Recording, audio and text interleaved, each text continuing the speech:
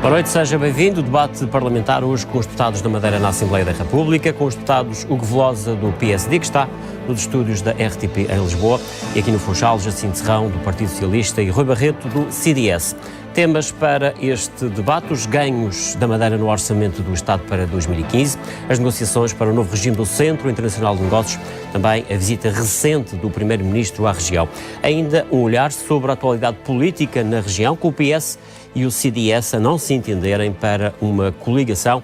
Vamos, naturalmente, falar também neste programa sobre a demissão do Ministro da Administração Interna, Miguel Macedo. É precisamente por aí que começo. Rui Barreto, como é que o deputado do CDS na Assembleia da República vê, enfim, esta remodelação? Mais uma no Governo, não tem sido muitas, este é o terceiro Ministro em que o Primeiro-Ministro vai ter que mudar. Qual é também a sua opinião sobre isto? Bom, em primeiro lugar, lamentar que no seio do Governo, e neste caso entidades que têm a ver com os serviços secretos, com os serviços de informações, com os serviços estrangeiros e fronteiras, altos quadros da administração pública estejam supostamente envolvidos em casos de corrupção no que toca à emissão dos Golden Visa. E, portanto, o Ministro, que tem feito um trabalho dificílimo, que tem sido coordenar, tutelar áreas tão difíceis como as polícias e as forças de segurança, num momento difícil de gestão política que tem sido esta legislatura, com um programa de ajustamento, com medidas dolorosas para as pessoas, com períodos de enorme agitação social. Todos nos recordamos daquelas imagens que ocorreram na escadaria do Parlamento. E este Ministro, tendo este grau superlativo de dificuldade, soube sempre com enorme ponderação, com sentido institucional, com uma enorme capacidade de negociação, manter pontos de diálogo com as associações profissionais e com os sindicatos. E, portanto, vem sair numa circunstância que não tem diretamente a ver com ele, mas que ele tutela, e por isso eu ressalvo neste momento a absoluta nobreza, absoluta nobreza com que ele tirou as ilações, porque algumas das pessoas que supostamente estão envolvidas em corrupção, embora haja aqui alguma independência, ele exerce uma tutela e foram escolhas pessoais e, portanto, não estando ele diretamente envolvido, ele retira as ilações disso e apresentou a sua carta de demissão. Eu acho que é difícil, porque ele substituí-lo, embora existe com certeza em Portugal e nos partidos que compõem este governo pessoas à altura desta mais alta designação, mas eu acho que ele foi um ministro muito importante no seio do governo e também no Conselho de Ministros e, portanto, espero que com alguma cautela, alguma calma, se consiga encontrar um substituto à altura. Este seria o momento, como falava o Jacinto Serrão, para outras remodelações no governo, ou, do seu ponto de vista, não se justifica uma medida dessas por parte do Primeiro-Ministro? Bom, isso caberá, obviamente, ao Primeiro-Ministro perceber em cada momento, face aos acontecimentos e às suas circunstâncias, se deve ou não haver remodelações no Governo.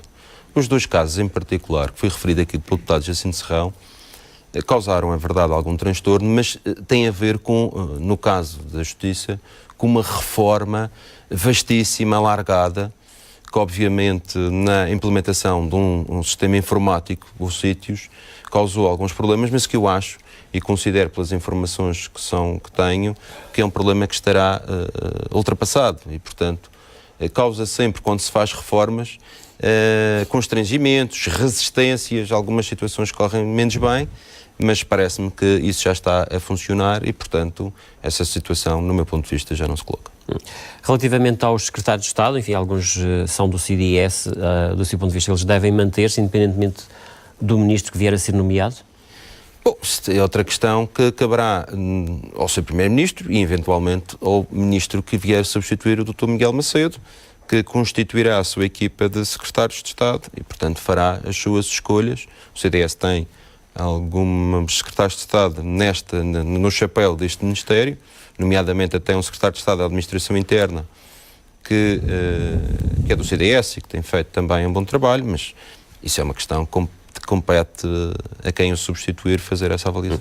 E do seu ponto de vista, esta questão pode atingir também o vice-primeiro-ministro, Paulo Portas, que tem sido o grande defensor e impulsionador destes vistos gold, que estão agora no centro de toda a polémica e que estão a ser alvo de investigação? Bom, não me parece. Esta medida, é bom dizer, foi uma medida que foi encontrada num contexto absolutamente difícil de impulsionar o investimento em Portugal. E, portanto, esta medida nem é uma medida única que é utilizada pelo Estado português, ela é utilizada por outros Estados-membros da União Europeia. O que este Golden Visa permite é que cidadãos fora da União Europeia possam, concedendo... Mas nisso, nos benefícios circular disso, estamos de acordo. A questão era saber se, de facto, os mecanismos para o controle de toda a situação foram todos devidamente salvaguardados. E ao que parece, não. Nós, dentro do direito e da legislação e do sistema judicial, existem leis, mas há sempre prevaricadores. E, portanto, tem que ser sacadas as responsabilidades. A ideia é do ex-ministro dos Negócios Estrangeiros à data, do Dr. Paulo Portas, que eu acho que é uma medida que teve enormes méritos. Basta ver que só por via da emissão já foram feitos investimentos em Portugal superiores a 700 milhões de euros, e, portanto, com enormes e positivos impactos na economia, mas de uma boa ideia. Depois, obviamente, tem que haver um conjunto de fiscalização, e aquilo que há aqui é casos de manifesta ou eventual, vamos comprovar, corrupção, mas que não têm a ser sacados a quem foi o promotor da iniciativa. Vamos então à questão do orçamento do Estado. Vou começar, enfim, até porque o Dr. Hugo Velosa falou há pouco, falar precisamente aqui pelo Dr. Rui Barreto relativamente a estes ganhos que eventualmente a Madeira terá ou não já conseguido nesta altura em que se discute na especialidade do orçamento do Estado. Bom, em primeiro lugar, eu acho que é toda a justeza dizer às pessoas, aos telespectadores, que este ano houve uma alteração, digamos, da praxe ou do modus com que nós tratávamos estas matérias na especialidade do orçamento. Tinha sido o hábito nos orçamentos anteriores. Quando diz nós, refere-se a quem? Nós, os deputados eleitos pela Madeira, pelo Círculo da Madeira à Assembleia da República. Havia uma tradição que se foi fazendo escola e que eu concordo, porque 6 deputados em 230 conseguem ter mais força se conseguirem se entender e convergir na subscrição de propostas. Isso tinha sido, é bom dizer, feito até o orçamento para 2014, e este ano não se verificou da mesma forma que se verificou nos orçamentos anteriores. O que é que aconteceu? Mas não se verificou porquê? Porque o PS não quis, o PSD não quis, deixa-me explicar. O CDS não quis, enfim, nenhum dos partidos. O que acontecia era os deputados eleitos para Madeira, eu próprio, o deputado Jacinto Serrão e os deputados do PSD de Madeira, reunirem-se em conferência para verificarem nas propostas que levavam para essa reunião quais aquelas que tinham uma interseção, aquelas que versavam sobre os mesmos artigos, chegar a uma consonância relativamente à redação e ao texto e subscrevê-la em conjunto. Este ano não houve disponibilidade, e é bom dizer, por um rompimento unilateral por parte dos deputados do PSD de Madeira, disponibilidade de convergirmos, de nos sentarmos e vermos quais as propostas que havia sobre a mesma matéria. Ou seja, no fundo, do seu ponto de vista, o PSD optou por ir sozinho, é essa a sua leitura? Eu tinha anunciado, não só aqui no Parlamento há 15 dias atrás, mas também noutros órgãos de comunicação social, a intenção de apresentar propostas sobre a sobretaxa, sobre o crédito fiscal, sobre o subsídio de mobilidade e outras, e, portanto, senti que na data de fecho que foi na passada sexta-feira, dia 14, que cada um seguiria o seu caminho, à exceção de uma proposta que já estava vindo sendo trabalhada, que tinha a ver com impostos especiais sobre o consumo. O que acontece é que os deputados do PSD de Madeira, que fazem parte de um governo do qual eu também estou na Assembleia da República, fizeram diligências junto do governo, eu também fiz diligências junto do governo, e no sentido de obter propostas, obter ganhos, não partidários, mas para os madeirenses. Iremos às propostas, mas portanto, até porque interessa também ouvir os outros deputados sobre essa questão do eventual rompimento, digamos assim, da prática e de um procedimento que era habitual. E vou dar a palavra agora ao deputado Rui Barreto, precisamente para falarmos um bocadinho das propostas. Já falamos aqui em programas anteriores da questão da sobretaxa do IRS, por exemplo, se deveria ser ou não assumida pelo Estado. Também o subsídio de mobilidade para o transporte marítimo, que era uma outra questão que estaria também em cima da mesa. Duas delas, enfim, são estas que referi. Há mais propostas. No seu caso, já tem algum feedback, alguma reação por parte do Governo que de facto essas propostas poderão ser aprovadas? Como o Gil disse bem, há 15 dias atrás, neste órgão, mas também noutros, eu referi que havia algumas matérias que têm a ver com questões fiscais que voltaria a incidir. Uma delas foi a sobretaxa, que tem a informação negativa, infelizmente, de que a receita que é gerada e cobrada na região será mais uma vez transferida para o Estado português, o que lamento, mas que o CDS no passado já fez pedidos de inconstitucionalidade face a isso, mas há uma norma diferente, pioneira neste orçamento, que tem a ver com a possibilidade do reembolso da sobretaxa chamado crédito fiscal. Ora, havia uma questão. Se as receitas da sobretaxa voltam outra vez para o Estado português, coloca-se a questão se a receita produzir os resultados que se espera que sejam superiores ao valor inscrito em IVA e em IRS, esse valor que vier cobrado a mais poderá, no próximo orçamento, ser devolvido aos contribuintes no apuramento do IRS em 2016. E ser assumido pelo Estado. Colocava-se aqui a questão de clarificar na proposta de orçamento que, caso houvesse um valor cobrado a mais, ele pudesse ser reembolsado aos contribuintes madeirenses. E isso não estava na proposta de orçamento. E isso nós trabalhamos, e eu trabalhei, presumo, e tenho a certeza que os deputados do PSD Madeira o fizeram, e apresentamos propostas em concreto sobre essa matéria. Isso está garantido nesta altura? Essa informação que eu tenho do Governo é que será aceite a norma que garante que haja lugar, que caso haja lugar ao reembolso, esse reembolso se processará em 2016, os contribuintes madeirenses beneficiarão. Tem outra matéria que foi, e que tem propriedade, que foi o deputado que me precedeu, o líder do CDS, José Manuel Rodrigues, que em 2011 fez aprovar, apresentou uma proposta para que se regulamentasse nos mesmos termos em que se procede ao subsídio de mobilidade ao transporte aéreo, nos mesmos termos para o transporte marítimo. Nós já tivemos transporte marítimo, ligações, transporte marítimo, passageiros e carga do Funchal para Portimão, o operador deixou de o fazer, mas era de toda a justiça que esse subsídio pudesse ser aplicado ao transporte marítimo, e eu acho que constitui também um incentivo para que se volte a retomar a linha, e o CDS o defende. Bom, portanto, essa questão também está garantida. Fica clarificado de que nos mesmos termos em que é processado será ao transporte marítimo, o que significa que, caso venha a ter lugar a operação marítima de transporte de passageiros, os 60 euros possam ser atribuídos aos passageiros no reembolso do valor das passagens, o que eu também considero uma medida positiva. Há outras que permite, e acho que será um tema também aqui do debate, que tem a ver com uma autorização legislativa que permita, nas conclusões do 4º regime, que eu espero que seja um bom termo, poder ser transposto para o direito português, e que os estatutos dos benefícios fiscais possam, digamos, acomodar as negociações do 4º regime, mas há outras matérias que têm a ver também com a mobilidade e o recrutamento de funcionários públicos, que não havia uma relação unífica entre funcionários públicos que concorrem ao continente e do continente que concorrem cá. Havia uma coisa, digamos, discriminatória. Está a encontrar abertura, no seu caso, enfim, das propostas que têm apresentado, está a encontrar abertura por parte do Governo da República para atender às propostas da Madeira, à Assembleia da República, compete-me, no exercício, na especialidade, apresentar propostas que defendam os interesses da Madeira e dos madeirenses. Eu sei, em primeiro lugar, tenho que trabalhar. Em segundo, trabalhar para que elas sejam aprovadas. Em terceiro, fazer uma avaliação dos resultados. E eu tenho propostas que saem, enumerei duas, que vão ser aprovadas. Espero que daqui até às votações em comissão e nas avocações que serão feitas em plenário, se possa conseguir mais alguns ganhos de causa. Aquilo que me acaba de... Algumas serão rejeitadas, como o caso da sobretaxa. E face àquilo que me acaba de dizer, estará em condições de mudar o seu sentido de voto na votação final global. Recordo que absteve-se na votação inicial, enfim, do Orçamento do Estado. Quando for a votação final global, faça tudo aquilo que acaba de referir, vai votar a favor? Eu sempre referi que não há votos definidos a priori.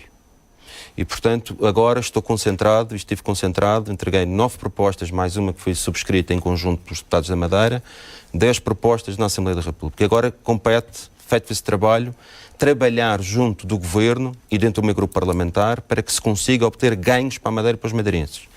Posto isto, faremos uma avaliação daquilo que foram as iniciativas.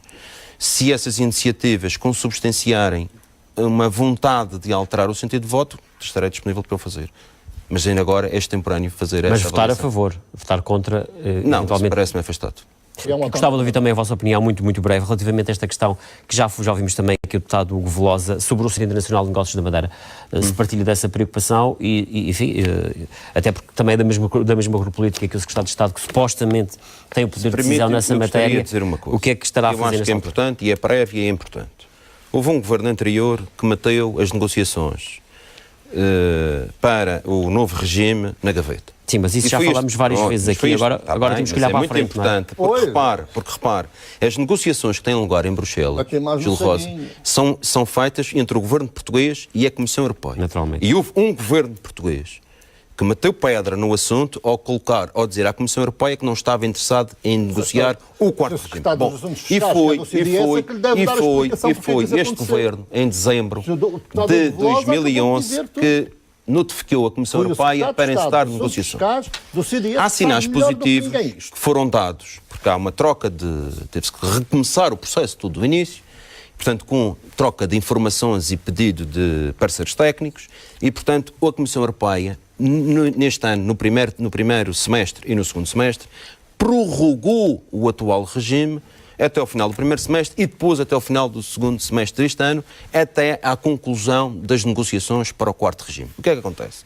Existem empresas que estão inscritas, que a partir de 1 de janeiro de 2015 mantêm-se com o atual regime, mas o Centro Internacional de Negócios fica órfão para diligenciar, para fazer diplomacia, no sentido de trazer novas empresas para o centro. Ou seja, é preciso um quarto regime, que é aquele que está a ter lugar em negociações na Comissão Europeia. O que o Sr. Presidente da Sociedade de Desenvolvimento da Madeira fez, e bem, foi um alerta a dizer assim: meus caros, estamos a caminhar para o fim do ano e, portanto, temos que acelerar as negociações que estão a ter lugar na Comissão Europeia, com vista a que se possa introduzir, a partir de 1 de janeiro, o quarto regime e para a Sociedade de Desenvolvimento da Madeira desenvolver o seu trabalho de criação de empresas e criação de postos de trabalho. Bom, e o que é preciso agora é acelerar. Agora, este ano nós tivemos eleições europeias.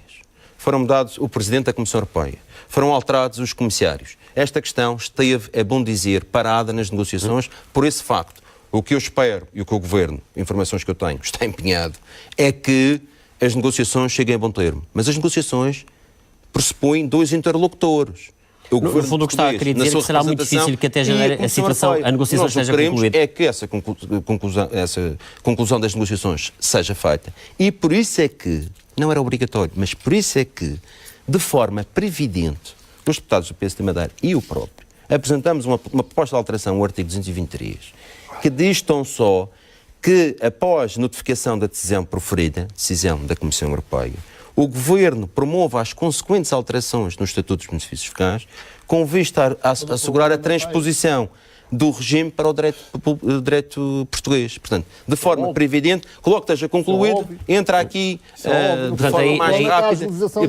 A legislação. Agora, o que é preciso é que, na negociação que está a ter lugar, dificílima, mas que tem dado informações que é sempre difícil. Fácil foi aquilo que o secretário de Estado Sérgio Vasco do Partido Socialista fez e o Governo do PS. E, portanto, para que a conclusão seja feita a bom termo, há sinais positivos. Os sinais que têm sido dados é a própria autorização de prorrogação que tem sido concedida para o terceiro regime, e o que esperamos é que o quarto regime chegue a bom termo e seja que não haja qualquer problema a partir do dia 1 de janeiro. Vou reservar os últimos minutos do programa para pedir a vossa opinião, naturalmente, sobre a visita recente, uma visita muito curta, do Primeiro-Ministro à região.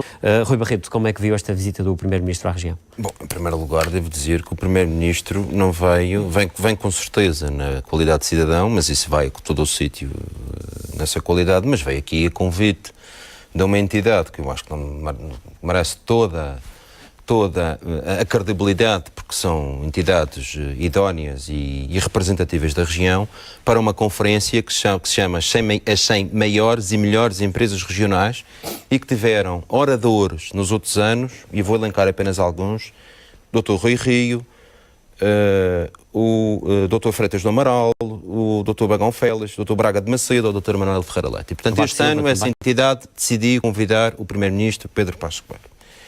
E, portanto, veio cá nessa qualidade à conferência. O que eu acho absolutamente lamentável é não só este governo regional que tomou posse em 2011, não ter convidado o Primeiro-Ministro para a sua tomada de posse, como ainda não ter convidado o Primeiro-Ministro para vir à Madeira numa visita oficial e ter perdido mais uma ocasião da vinda do Primeiro-Ministro, a convite de umas entidades privadas, tudo bem, mas ter perdido a oportunidade de recebê-lo na residência oficial, na Quinta Vigia. Aliás, devo recordar que o Sr. Presidente do Governo decidiu ir dar uma palestra ao norte do país sobre a regionalização e perdeu a oportunidade de receber e perder uma oportunidade de receber o Primeiro-Ministro para tratar assuntos que são importantes da Madeira. Estou a falar, por exemplo, sobre o pós-PAEF, que é preciso recuperar a autonomia fiscal e o diferencial fiscal, e uma questão que está na Berlinda, que falta apenas bom senso, inteligência e sabedoria, que é aproveitar o modelo que está a ser negociado entre o Governo açoriano e o Governo da República.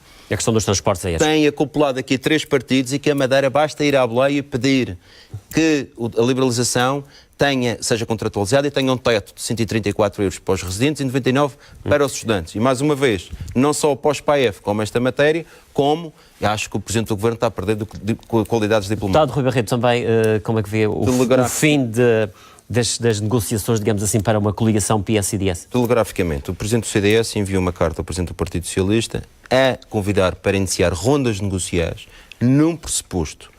É que o candidato a Presidente do Governo que fosse encontrado nem fosse o Presidente do CDS e o Presidente do Partido Socialista. E a resposta o Presidente do Partido Socialista, no dia 10 de novembro, elaborou um estudo, com certeza, com o seu patrocínio, para enviar para um órgão de comunicação social, dizendo que estava melhor colocado, que estava a 3 pontos de ganhar ao Dr. Jardim. E fez uma carta, e enviou uma carta ao Presidente do CDS, nos termos que eu considero lamentáveis, e a declinar qualquer coligação, porque acha que está melhor, colocado, colocou ambições pessoais em vez de uma coisa maior, que é a Madeira e os madeirenses. E, portanto, a responsabilidade deve ser assacada ao Presidente do PS Madeira. Agradeço a vossa presença, um agradecimento também especial ao Velosa, que está em Lisboa, acompanhando-nos em Lisboa nos estudos da RTP. Agradeço também ao deputado Rui Barreto. Boa noite. Por hoje é tudo. Voltamos de hoje a 8 dias com mais um debate parlamentar, desta vez com os deputados na Assembleia Regional da Madeira. Fique bem.